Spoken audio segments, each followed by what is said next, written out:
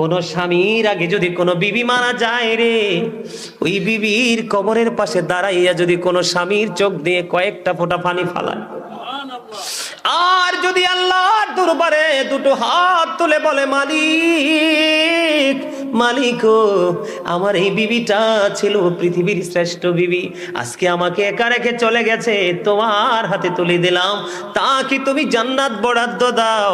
আমার নবীজি জানিয়ে দিয়েছে, ওই স্বামী যদি দোয়া করে স্ত্রীর জান্নাত বরাদ্দ হয়, তার সুখ কেউ কেড়ে নিতে পারে না।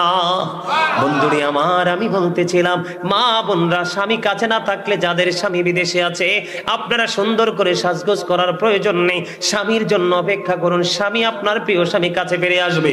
আল্লাহর হাবিব বলেছেন, নির্জনে যখন বেগানা একটা পুরুষ এবং একটা নারী থাকবে, মনে রাখবেন থার্ড পারসন থাকবে শয়তান।